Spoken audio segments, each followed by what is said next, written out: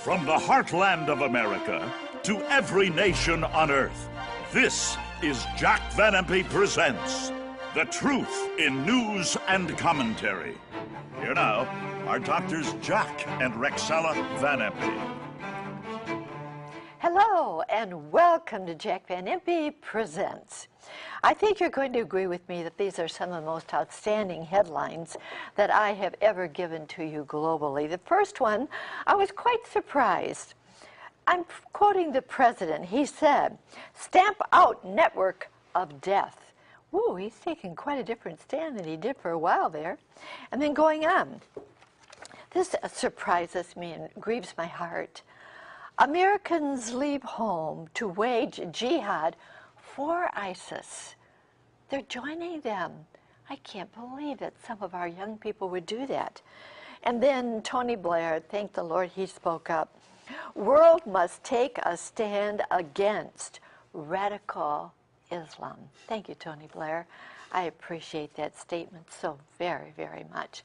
A couple of weeks ago, I made the statement that Jack started his ministry long before I ever met him with Dr. Billy Graham. Jack, you loved those days, didn't you? Well, we told you we'd be telling you a little bit about our work in those days. We had 800 full-length church crusades, and then we went into mass citywide meetings like Billy Graham, stadiums, etc., and 10 million attended those, and we had 2.5 million saved all through these 67 years. Praise his name. But you know, when you start out as an evangelist, it's tough. People look around and say, oh, look what the Van Impes have on television. Well, it was 10 years of hard labor for us, and small offerings, little churches. And in the Grand Crusades, you'd see him say, if you want Jesus, raise your hand. And we did the same thing, following him. Well, this new evangelist couldn't make it financially, so he got a summer job as a lifeguard. And the first week, the board that ran the place said, what is wrong? 4 guys died this week. They drowned. Let's see what he's doing. So they're sitting there watching him. And he's up there, the lifeguard, you know, and guys out there, help, help, help, help. He said, God bless you. I see that hand. Oh, boy. I can just see some guys like that in the ministry. Let's go on, honey. You know, Jack, those days were good for me, though. They really helped me to grow in the Lord. I was from a church of 2,000 people, and to see some of the smaller churches and how they had to grow, it blessed my heart, Jack, and praise the Lord. Revivals for a whole week in the living room of some guys' houses. Yes, absolutely. Yeah. Well, you know, friends, in a series of appearances, President Obama outlined a very different U.S. approach to the Middle East than he previously had. I'd like for you to please take a look at this first headline. U.S. presses for world to act. Whoa, that's a different stand than he was taking for a while. And then Obama urges coalition to battle militants. Get together and go against them. Again, Obama, unite against terror. And this is what he had to say to the United Nations. Forces all terrorists understand, Obama says. There's quite a change there, friends. I think that you'll recognize that. I'm going to ask Jack, why the change, Jack? Why did he say we've got to come against them right now? Well, first of all, he said, after I saw these 2 Americans beheaded by these Muslims, he said, I became angry. And I thought, I'm going to do something about it. Yeah, Mr. President, there were 500,000 Christians slaughtered. The Chaldeans. You didn't do a thing about that.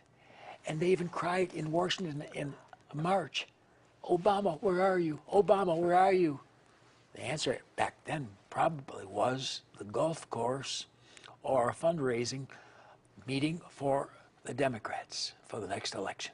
He thought that by bringing home all the boys, everyone would be satisfied, but it didn't help. His ratings dropped to 34%. And then when the Americans realized that ISIS might come here and start slaughtering us on the streets and beheading us here, as has been done recently, they said 68%, we want to do something. And so he read the figures and saw the light. Jack, you know, I really appreciate something that he hasn't done for all of us. He's enlightened us as to the time we are living, pointing to the coming of the Lord. It's so significant. Somebody else did this too. And I'd like to put something on the screen by Bishop Loud of London, England. He proclaimed the message of Ezekiel chapter 38 and 39 in 1713. Can you believe that one? This is dynamite. Ezekiel's prophecy, without question, relates to the latter ages of the world, when Israel shall return to their own land. Rosh signifies those inhabitants of Scythia, from whence the Russians derive their name. This formidable invasion of the land of Israel God will defeat.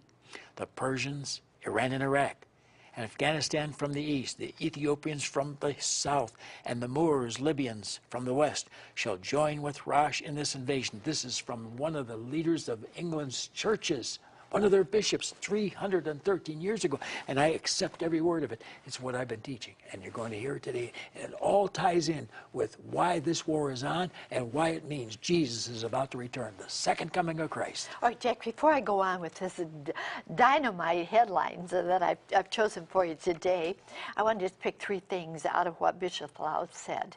Number one, Israel shall become a nation. Jack, they were in a nation for many, many hundreds of years. Oh, this is powerful. People say, oh, we've always heard those signs from Matthew 24, wars, rumors of wars, etc. That's not what Jesus said. You've missed it. He said in Matthew 24, verse 32, learn the parable of the fig tree. When his branch is yet tender and breaks forth the leaves, you know that summer is nigh. So likewise, when you shall see all these signs in connection with the budding of the fig tree, that's when I'm coming back. What? Who's the fig tree? Joel 1:7. Israel's at war and said, they have stripped our fig tree, our nation. In Hosea 9:10, he's talking about the first fathers of the nation of Israel, and he calls them the first fruits of the fig tree. So no doubt about it. Now what Jesus is saying is, I will only come when you see all of these signs, wars, rumors, wars, famines, pestilences, every sign here connected with Israel being a nation and controlling Jerusalem. This is spine-tingling. They became a nation in 1948 and captured Jerusalem in 1967. So for 2011 years, Russia could not invade them. And that is found 18 times in chapters 38 and 39. Chapter 38, verses 8, 14, 16, 17, 18, 19. Chapter 39, verses 2, 4, twice, and 7. 9, 11, 12, 17, 22, 23, 25, and 29. They couldn't invade them. There was no Israel to invade. That's why we are the generation, because now they can, and now there's a Russia, and now they're in control of Jerusalem, and the World War III, called Armageddon, Revelation 16:60, is fought over the dividing of Jerusalem, which is going on right now. We are the generation. Look up, he's coming. Well, you know, that's the only thing that's encouraging. Yeah. So many people say, oh, Rick, all the headlines. But I'm going to say the good news is that it points to the return of the Lord. Jesus is coming again. Now, one quick question here before we go on to those dynamic headlines. The Persians. You know, Bishop Loud pointed out the Persians. Who are they? They join with Russia. Who are they, Jack? Well, that's Iran and Iraq. But I'm not going to get into all of this right now. If you want to study this, I'll go slowly on this. Look at Daniel 11:40, Isaiah 17:1, Ezekiel 38, verses 5 to 7, and Psalm 83, verses 5 to 7. And you know why they're marching to Jerusalem? Get it?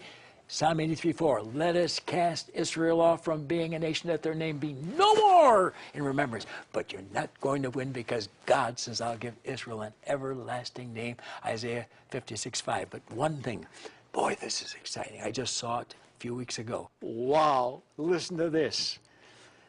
This bird who heads it all up, this head honcho, Abdu Baghdadi, named his organization originally ISIS, Islamic State of Iraq and Syria.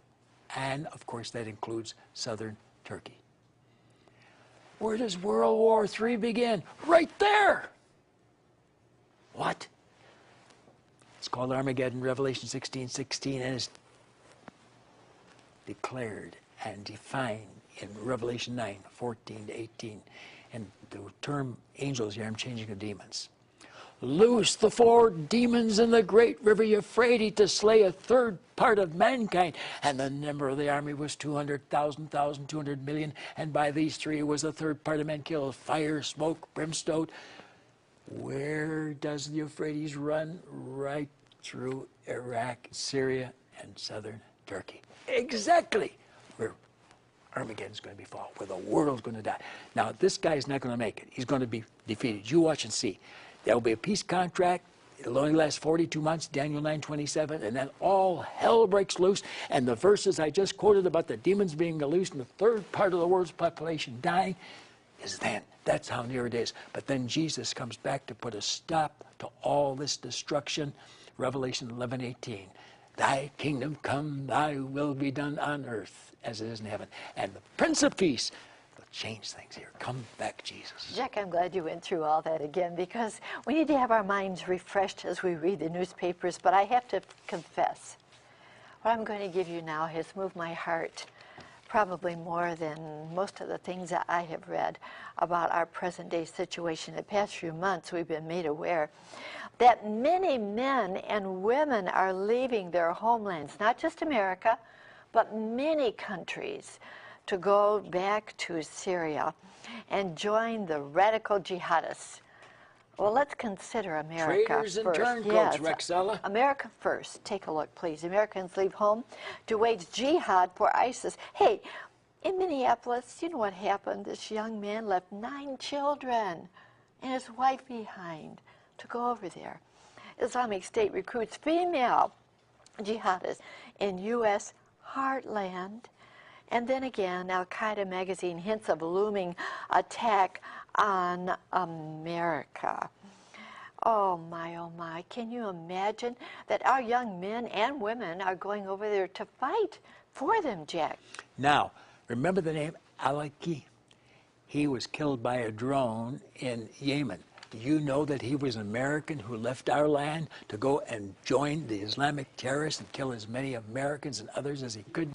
In fact, he put out a paper called Inspire and sent it to all the Muslim-situated mosques in the country, right here in Dearborn. And in one of the issues, I read it, he said, I want all you young people to start getting trucks and putting blades on the front of them and running through the crowds and slicing them up. God forgive these wicked warriors. Jack, I should say, my oh my.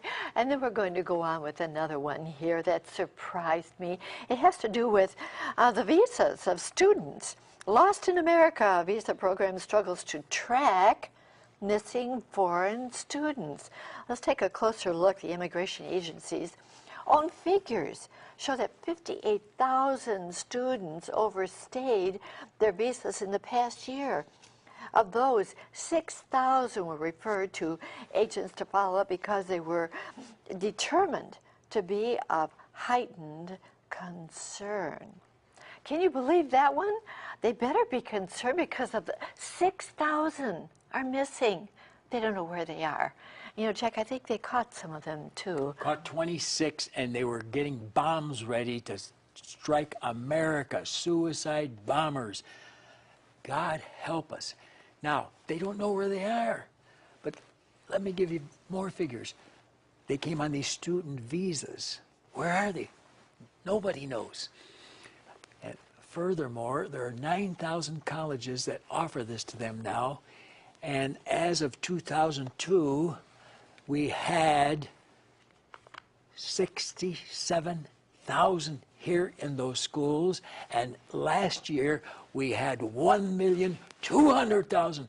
God help America, the land of the free and the home of the brave, when these monsters get here and start slicing away. God, we need you. We need a Holy Ghost revival. We need to awaken these preachers who never open their mouth, never warn their people, and someday they'll enter our churches, and as they've done all through all those nations over there where the Christians were, marched into their churches bomb their churches, cut off their heads. Preacher, someday they may watch in your church. What are you going to do? What will you tell the people after it happens? Oh, friends, I tell you, we need to be praying, don't we? Have you prayed lately for those Christians who are suffering around the world? I want to ask that question because we say we want to pray, but do we really pray for those who are really suffering around the world? Jack, another question here I have for you. Where's all this found in the Bible? It is prophecy. The word of the living God. And that's Titus 1:16. They profess that they know God, but in works, daily living, they deny him, being abominable, disobedient unto every good work, reprobate, counterfeit. Again, Romans 3:13-18. Their throat is an open sepulchre. With their tongues they've used deceit. The poison of snakes is under their lips, whose mouth is full of cursing and bitterness. Their feet are swift to shed blood, and the way of peace have they not known. Now, this is for the end times. 2 Timothy 3:1-5. This know also that in the last day perilous, dangerous time shall come, for men shall be lovers of their own selves, covetous, boasters, proud, blasphemers, disobedient to parents, unthankful, unholy, without natural affection, truce breakers, false accusers, incontinent, fierce, despisers of those that are good, traitors, heady, high-minded, lovers of pleasure more than lovers of God. From such withdraw yourselves. And you, Rick Warren, and your crowd, let's get them together for little Bible studies. Study the similarities. What about the differences, Rick? Jack, that's so strong, but so good. And when he was naming over all those different things, I couldn't help but think some of those things might be in the lives of some of those watching. We need to get rid of anything we know God doesn't want there, and also be ready for the coming of the Lord. Certainly we want our lives to be pure, don't we? And ready for his coming. And now, whoa, we have a brand new offer for you that is so dynamic. It has to do with Islam's flag over the White House. That's a good question. Take a look, please. Close your eyes right now and envision the White House with Old Glory flying high overhead. Now imagine the American flag gone, and in its place the flag of Islam. Instead of red, white, and blue, the Islamic star and crescent with a sword and Arabic text. If it seems impossible here in America, think again. Radical Islamic extremists are hell-bent on taking over the world. They're already on their way here. 3,000 turncoat American citizens are presently studying and preparing in war-torn Syria how to become suicide bombers. God help us. Islamic cleric Anjem Cowdery told ABC's Christiane Amanpour that one day the flag of Islam will fly over the White House. Those who dismiss his statement as the ranting of the radical fringe aren't listening. Awake, America! Order the video, Islam's flag over the White House. Woo, friends, if ever you needed one of our videos, you need this one, because what a question that is. They plan to do that. Now, with your order, there's the 800 number and there's the address. Please call right away. I'm going to give you that gift I talked about last week, our last offer, the Jesus of Judaism, Christianity, and Islam. So when you make the order for this week's White House, we're also going to be sending you about the Jesus video, my gift with your order. Okay, Jack, I'm excited about this. You know how important it is you get these two things? Because I have made arrangements with my agents to play this around the world, 25 or 30 weeks, so they can tell one another what's on these things and tell others, listen next week, listen next week. And I've made arrangements that if anything happens to me, because I've been under threats, this is to be carried on through 2015. Get it. It's that important that you know the truth. Oh, yes, and if you've already ordered the Jesus video, say, hey, I already got it. Well, I'm going to send you the brand new one, so that with your order you already have, I'll give you this one. When you order this one, I'll give you, it's a gift. So we want you to have both of them in your home. They're so important. Make the call. There's the 800 number, and there is the address. I'm going to look for your call this week. Now, we're going to go on here, and I want to say we've been discussing America and everything that's going on here, how young men and women are leaving to go over to become fighters for ISIS. Let's consider other countries too. First of all, France, Islamic State crisis, and this is the French President Hollande warns of global threat. And then Tony Blair, I quoted this in the beginning of the program, world must take a stand against radical Islam. And can you believe this one? British jihadist calls for Prime Minister to be beheaded. Jack, would you like to say something about this one, please? As you know, in America, in Oklahoma, this man became a Muslim, and they're calling it workplace violence. Baloney. He was telling them, you need to turn to Allah. You need to become a Muslim. And these two ladies weren't listening, especially one. So he goes in and stabs her, but he doesn't have a sword. So he takes a pocket knife out and removes the head. Brutality. Listen to this, though. Abu Anwar said he would be more than honored to conduct a beheading like that of Jim Foley, recently killed, our journalist. Adding, I hope that Allah gives me a chance to do this to another enemy of Islam.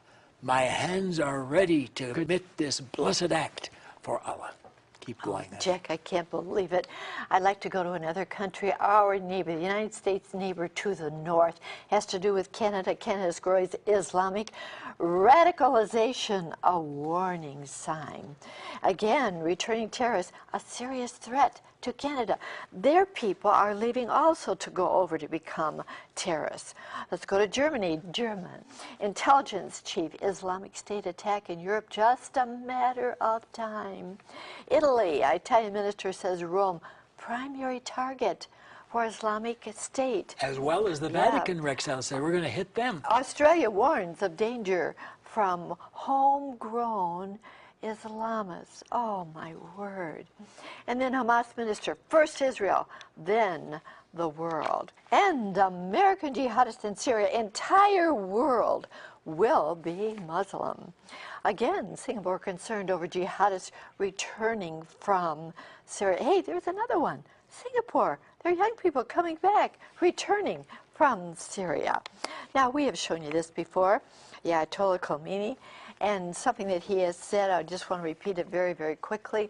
The governments of the world should know that Islam will be victorious in all the countries of the world, and Islam and the teaching of the Quran will prevail all over the world.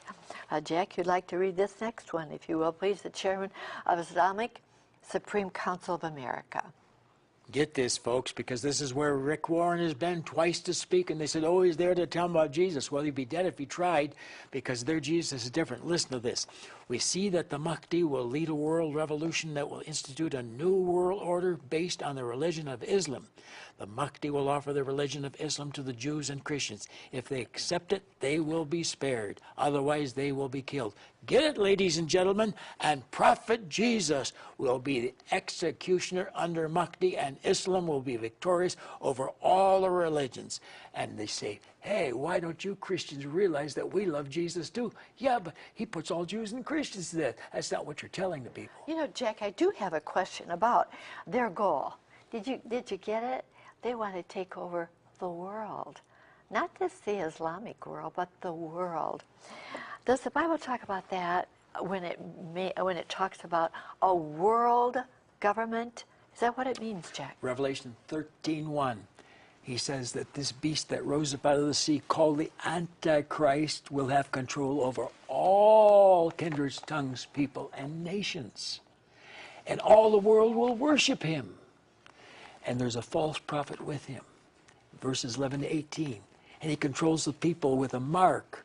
The mark of the beast, 666. He causes all, both small and great, rich and poor, free and bond, to receive a mark in the right hand or forehead that no man can buy or sell without that mark. That's world global control. It's coming, ladies and gentlemen.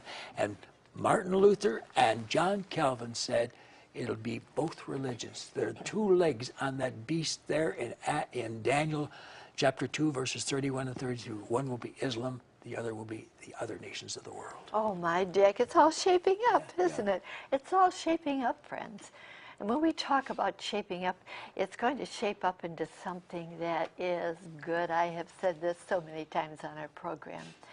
Jesus gave us all these signs, and now they're here, and it points to his return.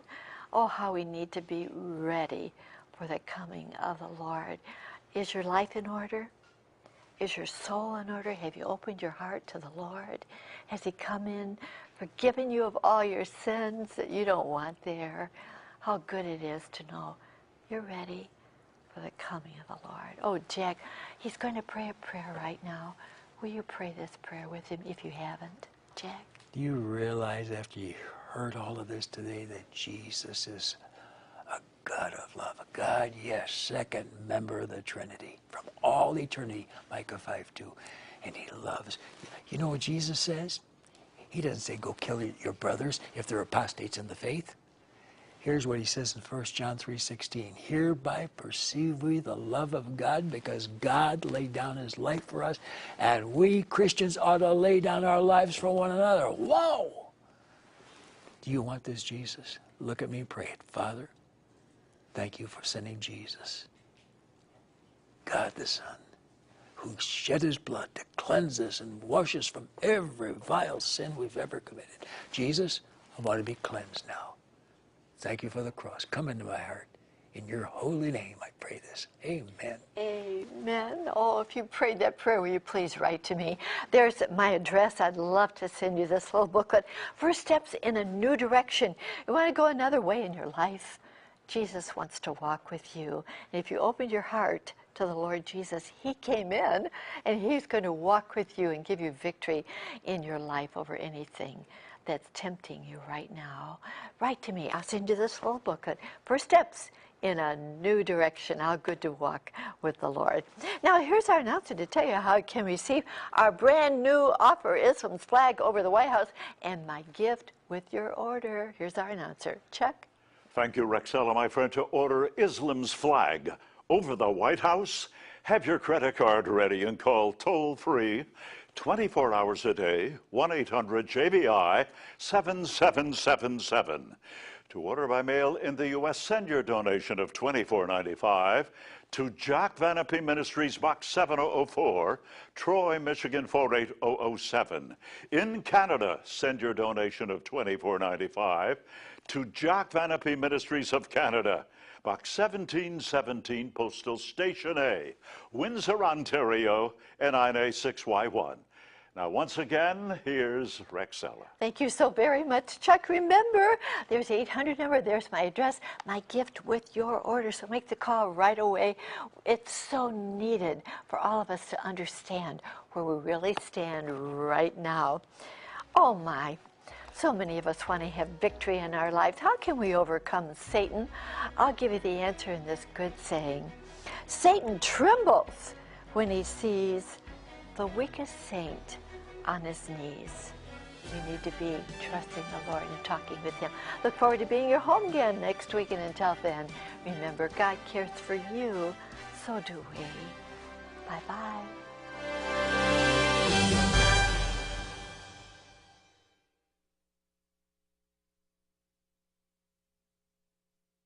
His ratings dropped to 34%.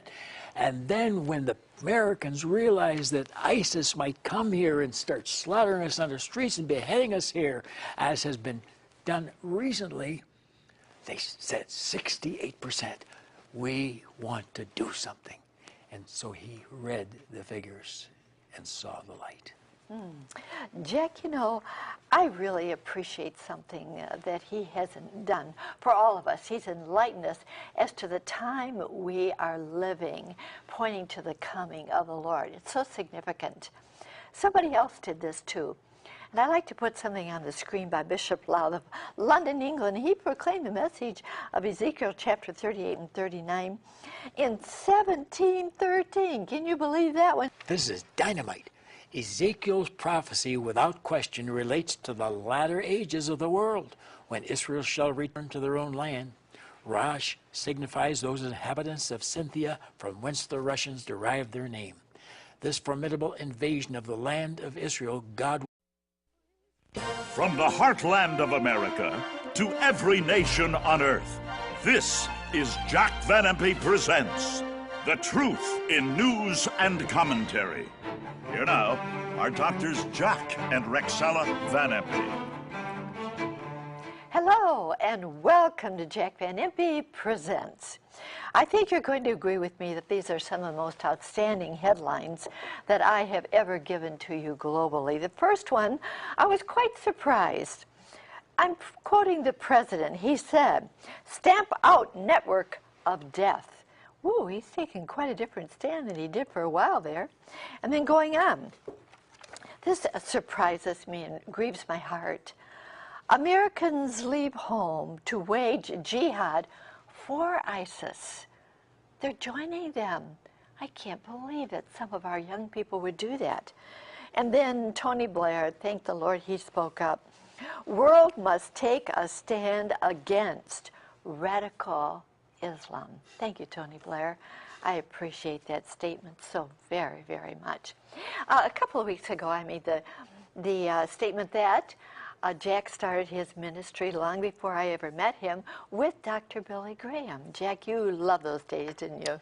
Well, we told you we'd be telling you a little bit about our work in those days. We had 800 full-length church crusades, and then we went into mass citywide meetings like Billy Graham, stadiums, etc., and 10 million attended those, and we had 2.5 million saved all through these 67 years. Praise his name. But you know, when you start out as an evangelist, it's tough. People look around and say, "Oh, look what the Van Impes have on television." Well, it was 10 years of hard labor for us and small offerings, little churches. And in the Grand Crusades, you'd see him say, "If you want Jesus, raise your hand." And we did the same thing, following him. Well, this new evangelist couldn't make it financially, so he got a summer job as a lifeguard. And the first week, the board that ran the place said, "What is wrong? 4 guys died this week. They drowned. Let's see what he's doing." So they're sitting there watching him. And he's up there, the lifeguard, you know, and guys out there, "Help, help, help, help." He said, "God bless you, I see that hand." Oh, boy. I could just see some guys like that in ministry. Let's go on, honey. You know, Jack, those days were good for me, though. They really helped me to grow in the Lord. I was from a church of 2,000 people, and to see some of the smaller churches and how they had to grow, it blessed my heart, Jack, We even and had praise the Lord. revivals for a whole week in the living room of some guys' Well, houses. yes, absolutely. Well, you know, friends, in a series of appearances, President Obama outlined a very different U.S. approach to the Middle East than he previously had. I'd like for you to please take a look at this first headline. U.S. presses for world to act. Whoa, that's a different stand than he was taking for a while. And then Obama urges coalition to battle militants. Get together and go against them. Again, Obama, unite against terror. And this is what he had to say to the United Nations. Forces all terrorists understand, Obama says. There's quite a change there, friends. I think that you'll recognize that. I'm going to ask Jack, why the change, Jack? Why did he say we've got to come against them right now? Well, first of all, he said, after I saw these 2 Americans beheaded by these Muslims, he said, I became angry. And I thought, I'm going to do something about it. Yeah, Mr. President, there were 500,000 Christians slaughtered. The Chaldeans. You didn't do a thing about that. And they even cried in Washington in March, "Obama, where are you? Obama, where are you?" The answer back then probably was the golf course or a fundraising meeting for the Democrats for the next election. He thought that by bringing home all the boys, everyone would be satisfied, but it didn't help.